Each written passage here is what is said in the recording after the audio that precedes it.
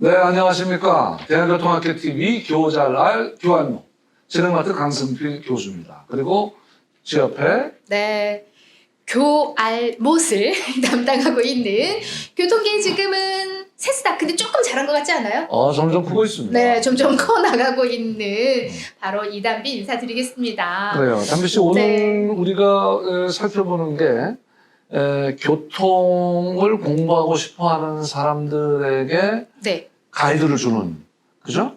교통이 무엇이다라는 것을 살펴봤고, 그럼 교통을 하고 싶으면 대체 어떻게 하느냐, 이런 걸 오늘 좀 살펴봤으면 해요. 맞아요. 네. 더 기대가 되는 게 우리가 전 시간에요. 네. 다양한 교통 관련된 직업의 세계에 대해서 살펴봤잖아요. 그렇지. 그러면서 음.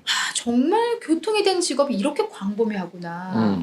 이렇게 앞으로도 미래에 또 정말 떠오르는 직업군 중에 교통과 관련된 직업이 이렇게 다양하구나 우리가 알 수 있었기 때문에 특히 이번 시간이 더 기대가 되는 시간 그럼요. 같아요. 네. 자, 교통을 좀 배우긴 배워야겠는데 어떻게 하면 될까? 네. 좋은 말씀 줄 두 분 저희가 모셨습니다. 자, 우리 교통계 네. 유정. 네. 직접 인사해 주세요. 네. 네. 연세대학교 도시공학과 김진희 교수님. 네. 다시 박수. 반갑습니다. 그리고 교통밖에 몰라. 아무것도 몰라. 교통바보. 카이스트의 이재로 교수님. 네, 안녕하십니까. 교통밖에 모르는 바보, 교통바보 이진입니다. 네. 그래요. 자, 교통 전문 진학 가이드 한번 살펴보도록 하겠습니다.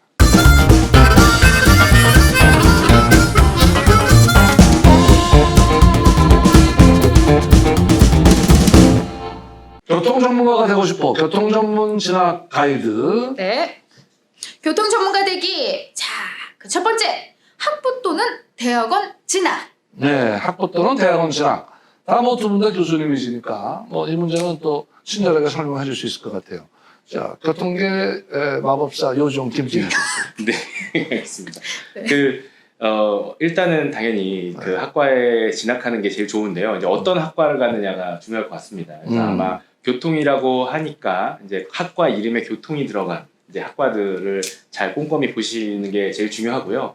이제 그거 말고 도시공학과나 건설환경 혹은 토목공학과 이런 쪽에도 교통 전공이 굉장히 크게 자리를 하고 있습니다. 그렇기 때문에 꼭 교통자 들어가는 전공뿐만 아니고 이런 도시공학이나 건설환경, 토목공학과에 교통 전공을 하시는 교수님이 계신지 그런 교과목이 있는지를 한번 살펴보시고 들어가시는 게 제일 좋고요. 그 다음에 또 요즘 뭐 산업공학과나 전산학과나 통계학과 등에서 또 그 지난 시간에 말씀드렸다시피 데이터를 기반으로 해서 분석도 하고 서비스도 만들어내는 일을 하기 때문에 아마 그런 쪽도 조금 확인해 보시면 뭐 좋을 것 같습니다. 네, IT 정보통신 쪽이 있으니까 이런 쪽도 꽤 전공자들이 이제 교통을 공부하는 사람들이 생기는 것 같아요.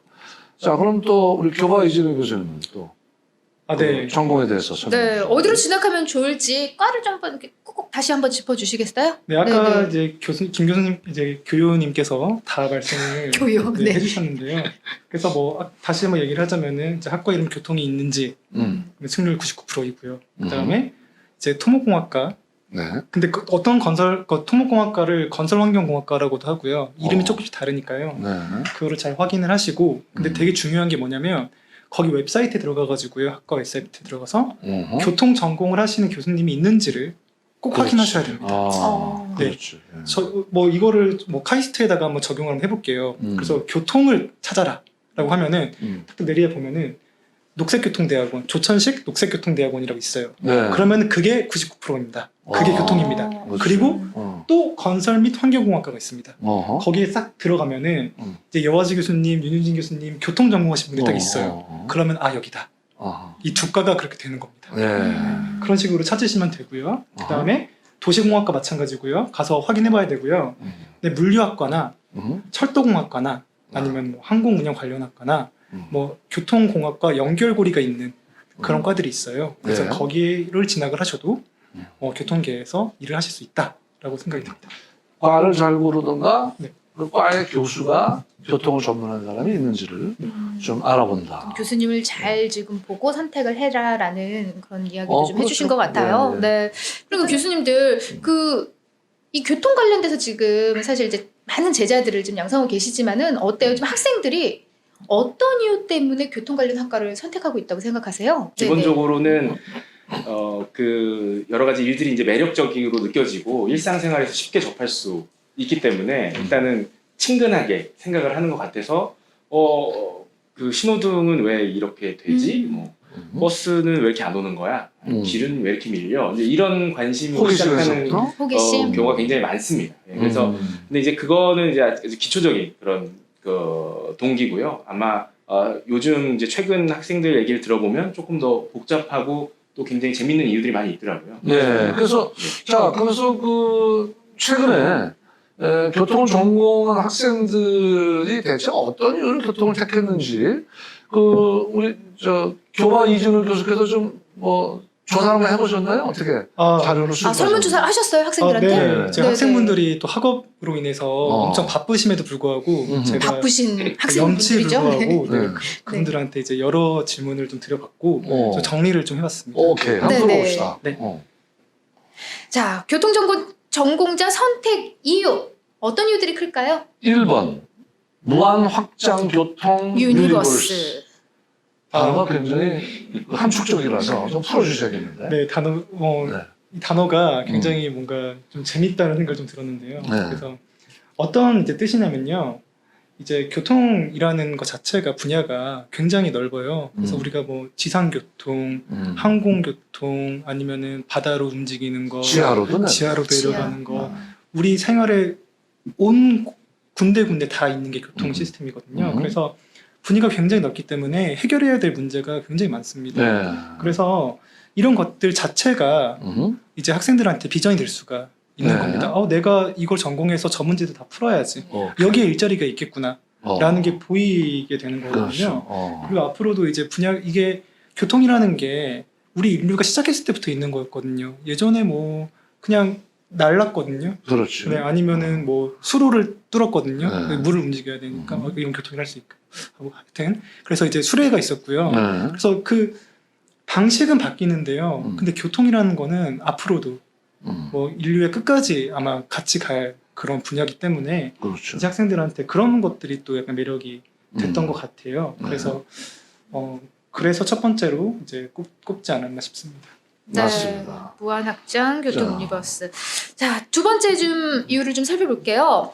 자, 빅데이터를 통한 넓은 스펙트럼의 연구 가능성이라는 답이 나왔습니다. 네. 빅데이터라는 말이 나왔고 넓은 스펙트럼이라는 키워드가 나왔는데 맞아 얘기를 좀 해주시죠. 네.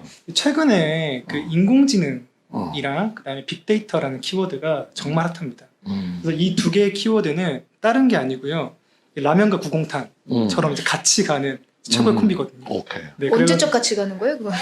요즘 구공탄이. 네. 그거는 갑자기 나이가 네, 그러니까요. 전화로 했는데 꽤 되신 것 같아요. 이렇게 둘리에 나왔던 삼겹살은 구공탄에 구우면 언제 맛있는 거야. 잊지도 않는 구공탄을. 네. 처리함 예 네, 이런 네. 것처럼 뗄 수 없는. 뗄 수 없는 그런 뗄 수 관계입니다. 없는. 네. 네. 그래서 센서와 데이터 정제 기술이 발달함에 따라서 이제 이용할 수 있는 양질의 교통 데이터가 옛날엔 없었거든요. 근데 이제는 천문학적으로 이게 생성되고 있어요. 그래서 이제 어떤 데이터를 분석하는 그런 테크닉만으로 이걸 분석하면은 아주 좋은 결과가 있지는 않다고 저희가 생각했거든요. 그래서 교통 본질 그 자체에 대해서 우리가 이해를 잘하는 거기를 바탕으로 이제 데이터 그런 테크닉들을 이용을 하면은 좋은 결과를 얻을 수 있다고 저희는 믿고 있어요. 그래서 그렇죠. 저희 학생들은 이제 교통공학 그 자체를 공부하는 것도 되게 열심히 하고 있지만 똑같은 시간을 투자해가지고 이제 AI, 인공지능 기법, 데이터 활용 기법을 같이 공부하고 있습니다. 그래서 데이터와 인공지능을 다 결합해가지고 이제 하면은 예전에는 불가능했던 그런 모든 것들을 이상적인 일들을 할 수가 있어요. 그렇죠. 뭐 예를 들자면은 컴퓨터가 이세돌 기사를 네네네. 봐도 이긴다? 이겼지. 이거 옛날에는 상상할 수 없는 거였거든요. 근데 그런 것들이 이제는 가능해지니까 이제 수많은 아까 말씀드렸던 그런 교통 문제들을 이제는 못 풀었는데 이제 해결할 수가 있게 되는 거예요. 어떤 것들 해결이 벌써 됐고 어떤 것들 해결이 안 되고 있는데 학생들한테는 내가 가서 해결을 해야겠다 라는 비전이 보이는 거죠. 그래서 현재 학생들의 학업 흥미도가 어느 때보다 높습니다. 그렇죠. 네, 왜냐면 이런 일들 때문에 그렇게 됐습니다. 소위 그 저희가 말하는 빅데이터라는 말이 너무 많이 쓰이고 있잖아요. 근데 그 빅데이터라는 거에 포함되는 데이터들이 대체로 교통 현상과 관련된 데이터들이거든요. 뭐 이동과 CCTV에서 그렇죠. 검증된 지금 자료, 현재 아니면 교통 상황 모바일 폰에서 수집되는 자료, 그리고 뭐 그 차 검지기 같은 데 수집되는 자료, 이런 자료들이 계속 나오는데, 이게 이제 교통 분야가 아닌 분들도 많이 다루시긴 하지만 이제 교통 문제를 해결하거나 할 때 본질적으로 저희가 그 자료들을 굉장히 많이 사용을 합니다. 그래서 아마 학생들 입장에서 뭔가 이런 빅데이터가 인기가 있어지니까 빅데이터가 있을 때 해결할 수 있는 문제가 뭐지? 라고 봤더니 생각보다 교통에 영역에 굉장히 많은 문제들이 있거든요. 그래서 흥미를 좀 최근에 많이 갖게 되는 것 같더라고요. 쉽게 얘기하면 그런 명절 때 서울에서 부산까지 이번에는 몇 시간. 몇 시간 걸립니다. 이게 전부 다 빅데이터를 가지고 그렇죠. 예측을 하는. 네, 맞습니다. 네. 자, 교통전공자 선택 이후 학생들한테 조사해봤던 세 번째, 일상과 공익에 기여할 수 있는 분야. 네. 교육. 네, 예, 알겠습니다. 그 아까 그 강 교수님께서 마지막에 말씀해 주셨던 것처럼 이게 사실은 이게 천문학적 가치가 있는 일들이거든요. 그러니까 그렇네요. 네. 예, 근데 이제 그게 경제적으로 주머니에 들어오는 돈은 아니고요. 사회의 이제 편익으로서 이렇게 활용되는 분야이기 때문에 이제 이런 혼잡을 해결하거나 뭐 어떤 교통으로서의 환경 문제를 해결하는 일이 사실 굉장히 공익적인 일이라는 거기 때문에 보람이 좀 있는 것을 굉장히 많이 느끼고 있고요. 어떤 게 특정 개인이나 뭐 이익 집단을 위한 일이라기보다는 모두를 위한 일이기 때문에 그런 것에 좀 매력을 좀 느끼는 것 같더라고요. 그래서 보이지는 않지만 그 어떤 이 저희가 하는 어떤 그런 전공에서 나오는 그 효과들이 눈에는 이렇게 뚜렷하게 보이지는 않지만 굉장히 누군가는 꼭 해야 되는 이런 사회적인 가치가 있는 이제 그런 일들이기 때문에 그런 부분에서 학생들이 좀 관심을 갖는 것 같습니다. 그래요. 네. 그 밖에 또 다른 또 이유가 뭐 있을 수 있을까요? 왜냐면 뭐? 직접 이제 학생들과 늘 이제 만나시는 우리 교수님들이기 때문에 학생들과 이런 좀 대화를 해봤어요. 너는 왜 여기 들어왔니? 많이 하고요. 네. 그리고 실질적으로 저도 이제 교통 전공을 선택한 거기 때문에 저 네네네. 스스로도 제가 왜 선택했는지 네. 물어보고. 아 진짜 교수님 먼저 왜 하셨어요? 이게 조금 배경에 따라 많이 다 차이가 있을 수 있겠지만 저는 이제 도시공학 전공을 했습니다. 그 처음에 공부를. 근데 도시공학이라고 하면 잘은 모르겠지만 일단 뭐 이렇게 도시를 도시공학이라는 모든 문제. 이렇게 멋있어 왠지. 이렇게 만들어낼 것 같아서 네, 저는 그런 설계하고. 느낌으로 이제 전공을 들어갔는데. 갔는데 네, 가서 여러 수업을 들었는데 저는 그때까지만 해도 저도 이제 교통이라는 게 뭐 어떤 특정 어떤 영역이라고 생각은 안 했고요. 수업을 들었는데 너무 재밌었습니다. 그래서 다른 도시의 다른 분야에 비해서 조금 더 이렇게 수학 문제도 많이 풀고 그리고 좀 상대적으로 이렇게 답도 좀 명쾌하게 나오고 그리고 아까 그 뭐 예전에 저 강 교수님께서 말씀하셨던 것처럼 무언가 조금 더 현실적으로 우리 앞에 실현되는 모습들도 볼 수 있고 그런 매력에 끌렸고요. 그리고 이런 동기도 있고 다른 친구들 얘기 들어보면 그냥 굉장히 어린 시절에 그런 뭐 버스에 대한 동경, 철도에 버스? 대한 동경 같은 거 있잖아요. 남자아이들은 특히 뭐 어린 시절에 타요 버스 이런 거 좋아하고 지하철 이런 거 굉장히 좋아하고 이런 학생들이 있거든요. 근데 그런 사람들이 중고등학교 때부터 약간 이제 그 취미생활 겸 약간 매니아 같이 관심을 갖다가 내가 이걸 한번 직업으로 삼아보자라고 해서 친구들도 꽤 있습니다. 또 우리 저 네 우리 교통바보님. 아, 이죠. 네. 네. 제가 바로 이 케이스인데요. 매니아. 아, 그래서 약간 흔한 말로 오덕후라고 합니다. 뭐야? 어떤 쪽? 뭐 버스, 철도 이런 버스, 철도에. 이런 것들을 좋아하는 사람들이 많습니다. 그럼 좋아해서 뭐 어디 버스만 타고 다닌다는 거예요? 번호도 외우고 철도 네. 아 역 막 구간 외우고. 제가 그 정도로 철도 파고들진 가지고. 않는데요. 네. 근데 공부하는 어떤 제 직업으로서는 너무 재밌다. 그런 것도 워낙에 평소에 좋아하고 네. 그 외국 만약에 출장 가게 되면은 뭐 차 렌트해서 한번 도로 한번 달려보고 그 다음에 지하철도 타보고 네. 뭐 그런 교과야, 거를 교과. 네, 안 해도 되는 거를 다 한 번씩 해보거든요. 그래서 그런 것도 있고요. 또 이제 저는 뭐 그냥 약간 동호인의 약간 어떤 그런 사랑으로서 시작을 한 거고요. 그 다음에 이제 제 학생들한테 어떤 분들한테 여쭤봤을 때는 이제 어떤 얘기를 했냐면은 이제 해외 진출에 있어서도 교통 전공을 하면은 되게 좋은 어떤 그런 이점들이 있거든요. 네, 그래서 해외 진출 기회가 굉장히 많아요. 네, 굉장히 아, 그래요? 많습니다. 교통이? 네. 많아요. 네, 전 세계적으로 모빌리티 시장의 규모가 커지면서 옛날에도 원래 교통 그 수요에 대한 수요가 많았거든요. 근데 이제 모빌리티 서비스 이거 자체로 이제 딱 이렇게 프레임이 되면서 이게 커지니까 정말 많이 뽑는 그런 상황이 됐어요. 우리 대중교통 네네. 그 지하철 시스템 있잖아요. 세계에서 베스트 5에 들어가요. 그러니까 해외 우리 거가 지금 많이 사용이 되고 말하자면 동남아 같은 데 가면은 우리 그 페인트 칠도 하는 우리 버스가 막 돌아다니죠. 아니 그러니까 그런 얘기 있잖아요. 우리나라에서 뭐 오래된 이제 버스 한 7년 이상 탄 거 베트남에서 이제 돌아다니고 있고. 근데 그 버스만 가는 게 아니고 네. 버스에 우리가 또 교통카드 시스템이 같이 붙어서. 그러니까 그런 데가 지금 뭐 수백 군데가 지금 기다리고 있고 해외 시장 진출 얼마인지 도로, 철도, 공항 우리 건설 기술 굉장히 좋습니다. 교통 전문가 가서 현장에서 일합니다. 그러기도 하지만 현지 그 회사에 취직하는 기회가 굉장히 많기 때문에 취직하는 게 정말 글로벌한 인재가 될 수 있는 기회를 얻을 수 있는 곳이 이런 교통인으로서는 과예요. 굉장히 네. 좋아요.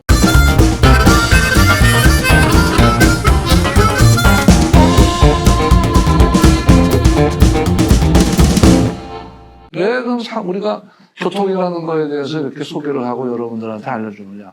과연 이 교통이라는 게 이 직업으로서 괜찮은 거냐? 수입이 어떠냐? 수입을 또 뗄 수가 없죠. 그다음에 또 네. 이게 너무 또 좋은 거라고 그러면은 하고 싶은 사람이 너무 뭐 많아서 뭐 물리 좁고 뭐 이러면 모르겠 과연 그러면 이 사람도 소화할 그런 여전히 있을 것인가? 이런 것도 우리가 한번 좀 네. 알려주는 게 가장 궁금해요. 필요한 것 그거는. 같아요. 네. 그래서 우리 이어서 한번 과연 교통하는 사람의 직업으로서의 수입 또 일자리가 과연 얼마나 있을까 한번 살펴보도록 하겠습니다. 네. 네, 담비 씨, 교통을 하는 사람이 이제 교통공학과를 나왔어요. 네. 아니면 대학원을 나왔어요. 그 취직을 했어요.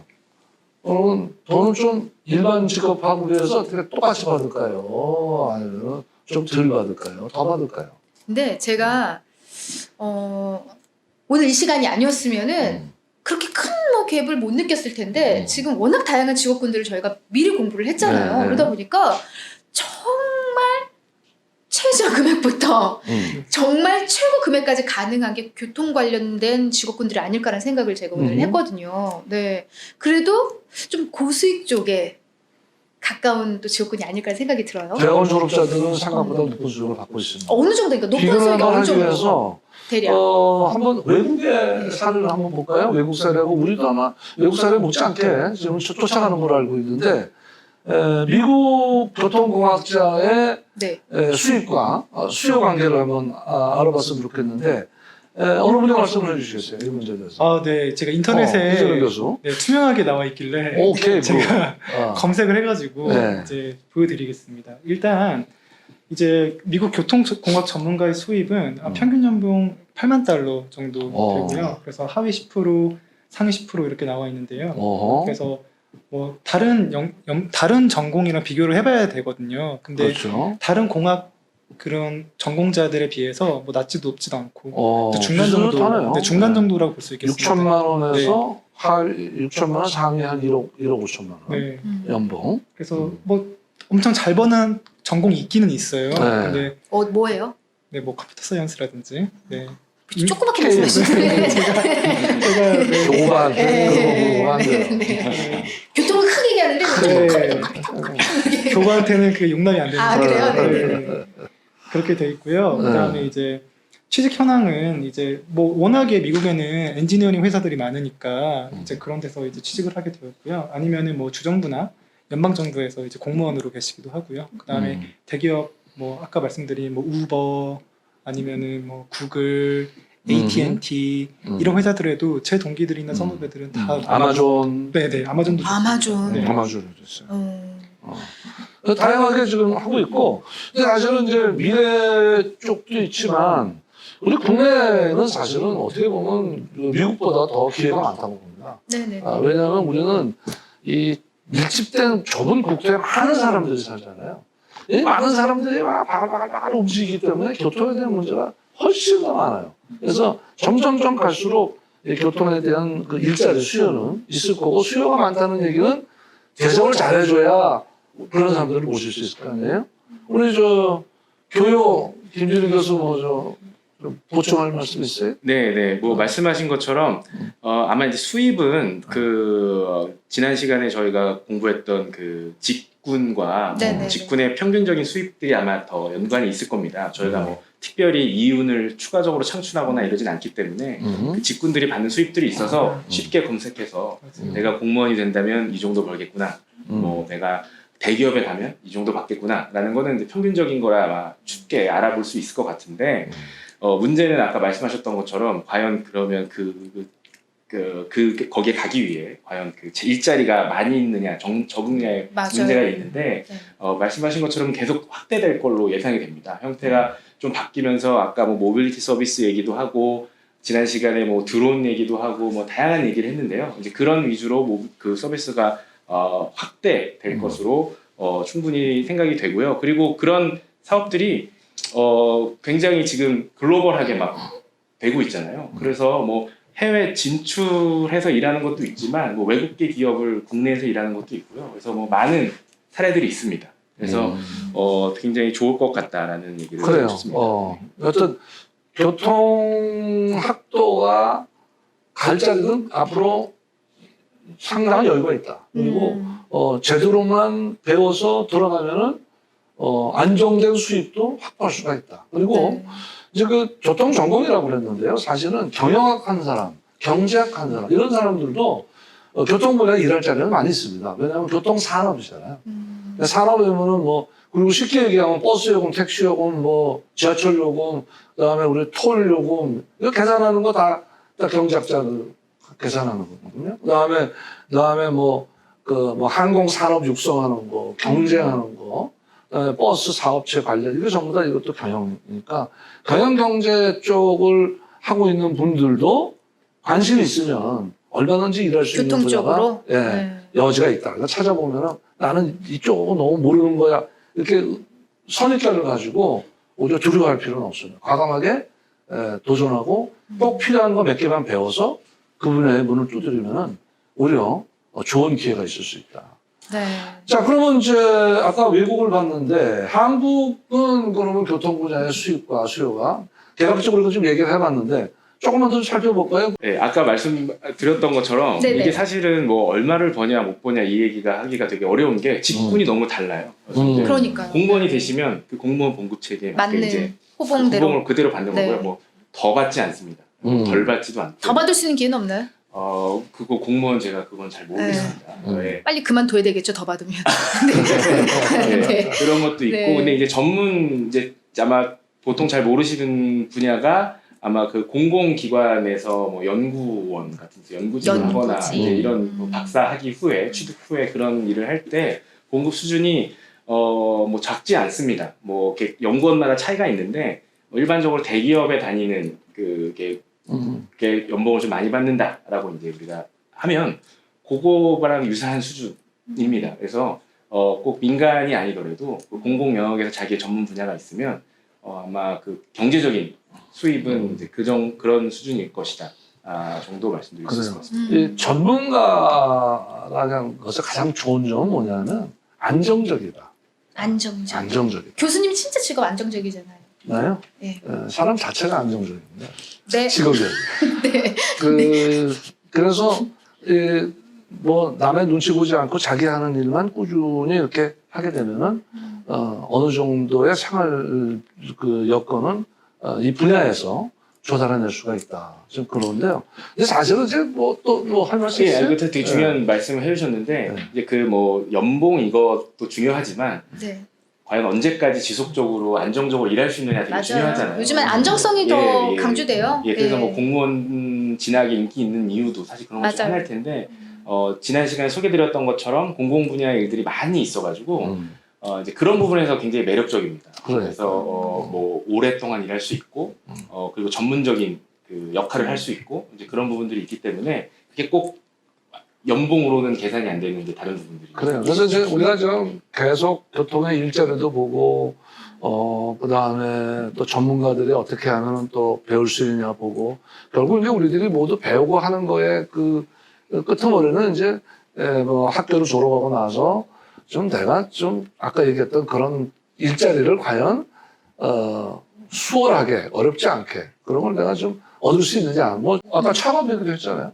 창업도 많이 네, 활성화돼야 되지 않나요? 네, 맞습니다. 그래서 지금 물론 그 어려운 일이겠지만 창업이 꼭 활성화돼야 된다고 생각을 하거든요. 왜냐면은 그 지금 뭐 저희가 옆에 사례를 많이 봤는데 뭐 우버 이런 것들은 지금 너무나 커졌고 그리고 저희가 요즘 저희 학교가 이제 신촌에 있는데 신촌 연세대학교 앞에 이 조그마한 전기 스쿠터 네네. 강남역 주변에 이런 데 많이 있잖아요. 사실 그런 것들 창업하신 분들도 이렇게 연령대가 높지 않으시고 그렇죠. 그리고 일단 투자하는 비용 자체가 굉장히 크지 않고 그렇기 때문에 어떤 간단한 아이디어로도 할 수 있는데 저희가 최근에 뭐 타다와 관련된 이슈도 있었고 뭐 여러 가지 뭐 카카오 모빌리 서비스 이슈도 있었는데 그런 거가 무엇을 얘기해 주냐면 사람들이 점점 내가 이동하는데 조금 편리하게 해주면 나는 돈을 더 낼 수 있다라는 게 시장에서 지금 검증이 되기 시작을 했거든요. 그렇기 때문에 아마 그런 점들을 좀 잘 이용해서 저게 돈이 되겠어라고 생각했던 일들이 생각보다 지금 잘 되고 있거든요. 그래서 사람들의 이동을 조금 편리하게 해주면서 뭐 비용은 크게 받지 않더라도 그런 것들이 이제 쌓이면 자본이 이제 크게 늘어나고 수입이 늘어나는 그런 구조이기 때문에 적극적으로 생각을 해줬으면 좋겠다라는 생각을 그 네. 미래 산업 분야 중에 하나. 또 창업. 또 카이스트가 또 그쪽하고 좀 일맥상통하는 게 있잖아요. 왠지 그 어때요? 친구들이 창업 많이 할 것 같아요. 네, 예. 네, 그래야 되는데요. 네. 그래서 카이스트에 이제 창업에 관련된 학과도 있고요. 어. 그다음에 창업을 지원해주는 시스템이 굉장히 지금 잘 되어 있습니다. 그래서 이제 그런 어떤 우리한테 시스템이 있으니까 그걸 잘 활용을 학생들이 해서. 잘 활용을 하면 좋을 것 같습니다. 네. 죄송한데 저도 한마디 해요. 연세대학교도 있습니다. 어려들 둘이 싸워요. 네. 네. 저기 창업 일단은 지원해 줬으면 앞으로 그 교통공학자들에 대한 미래의 이 직업의 수요는요. 지금 뭐 널리 많이 좀 뭐 생겼다는 것보다 저는 더 기대가 되는 게 뭐냐면 향후에 더 늘어나고 너는 확장이 더 넓어질 것이 이거에 대한 포커스를 네. 맞춰야 될 것 같아요. 늘어나고 네, 있어요. 지금 말한 대로 뭐 교통을 뭐 많이 뽑고 이곳저곳에서 뽑아 이 부분은 아니지만은 향후에 더 넓어질 수 있는 이 부분에 더 우리가 그리고 중점을 이것도 준다면 있어요. 만약에 현재 교통을 안 했어. 네네. 근데 오늘 이 방송을 보고서 교통에 하고 싶어. 난 하고 싶을 것 같아요, 네. 진짜. 그러면 얼마든지 가능한 네. 교통. 네. 돈도 좀 잘 번다고 하니까. 그러니까요. 그래서 내가 전공이 다르다고 해서 이 교통이라는 것이 너무 뭐 생소하고 거리감 있게 생각할 필요가 없다. 도전을 하면 충분히 짧은 시간 내에 필요한 최소 지식을 얻을 수 있고 또 그분에 일하면서 배우는 게 교통이다. 맞아요. 일하면서 배우는. 네. 이게 교통공학이 가진 특징이 뭐냐면요, 이 융복합성입니다. 그래서 학부 때 교통을 전공하지 않았던 그런 분들도 대학원에 와서 교통 전공을 하면서 이제 전문가가 되거든요. 아, 그래 전혀 다른 분야인데 괜찮아요? 네, 괜찮습니다. 할수 그래서 있어요. 학부 때도 하는 것도 너무 좋고요. 학부 때 뭐 다른 전공을 하고 올라와도 좋습니다. 저 같은 경우에도 이제 제가 이제 건설 및 환경공학과에서 전공할 때 이제 구조 쪽을 제가 공부를 학부 때 주로 많이 했어요. 근데 이제 대학원에 진학할 때 나 교통을 너무 좋아하니까 교통 공부를 하자 한 케이스거든요. 그리고 지금 저희 연구실에 있는 학생분들께서도 이제 다 전공이 한 분 빼고 다 이제 교통 전공이 아니다가 다양하게 왔거든요. 그래서 그분들이 가지고 있는 기본적인 다른 전공에서 힘이 있어요. 그래가지고 교통에서 그걸 살리면은 너무 좋거든요. 네. 근데 학생들은 그걸 좀 두려워합니다. 내가 학부가 교통 전공이 전혀 아닌데 다른데. 그러니까. 네. 가서 잘할까? 라고 되게 고민을 많이 해요. 근데 저는 뭐라고 말을 하냐면요. 그게 더 좋다. 더 좋다. 와가지고 융합이니까. 네, 그렇지. 더 좋다. 그러니까 무조건 와라. 생각이 있으면. 어려워요 공부? 자. 나 할까? 할래? 안 할래요. 왠지 뭔가 굉장히 어려운 심도 깊은 어떤 연구가 공부가 필요할 것 교통교정 같아서. 김진희 교수님. 네. 마무리로 한 말씀. 예. 아까 다양한 분야 말씀을 하셨는데 한 가지 예가 또 생각이 나서 제가 저는 한국에 오기 전에 네덜란드의 이제 아인트호벤 대학이라는 곳에서 근무를 좀 했습니다. 네. 그래서 거기서 근무를 했는데 거기 계시었던 유명한 교수님이 같이 일했던 분 계신데 그분은 학부가 심리학과 출신이세요. 와, 네, 매력 근데- 있다. 그죠? 근데 심리학과 네네. 출신이셔서 그러니까 사람들의 그 행동과 행태에 늘 관심이 있었는데 이제 사람들과 행동과 행태 중에 이렇게 통행과 관련된 게 관심이 있어서 공부를 계속 하셔서 이제 이쪽에 하시고 계시거든요. 그래서 이제 백그라운드가 좀 달라도 결국 우리가 내가 알고 있는 기반 지식을 어떤 문제를 해결할 때 쓸까라고 고민을 해보면 생각보다 교통 문제가 종류가 어마어마하게 많기 때문에 충분히 적용을 할 수 있을 겁니다. 그래서 오케이. 말씀하신 것처럼 시작부터 하는 것도 좋지만 다른 걸 하셨더라도 충분히 다 그 적용성을 소화할 수 활용해서 있는 소화할 수 그런 있어요. 분야다. 그렇네요. 자, 네. 담지 씨 어떻게 좀 도움이 됐어요? 교통이라는 게 이제 그 교환못에서 조금씩 이제 전 지금 싸게 트고 있는데. 싹이 많이 텄어요. 아, 그래요? 네, 싹이 많이 텄고 네. 두 교수님 그리고 또 우리 교수님 뭐 포함해서 오늘 함께하면서 와 교통에 대해서 다시 알게 되고 정말 아마 2021년에는 교통 관련 과들로 정말 많이 지원하지 않을까 하는 생각이 들 정도예요. 그럼요. 제가 다시 가고 싶을 정도니까. 그러잖아요. 자, 오늘 우리가 교통 산업에 대해서도 살펴봤고, 또 교통에 과연 수입도 어떤지, 장래가 어떤지도 봤고, 네. 공부하려면 어떻게 하는지도 봤고, 그래서 혹시 이 프로를 보고 교통에 대해서 좀 더 많은 관심을 갖는 학도들이 생기기를 좀 기대를 해봅니다.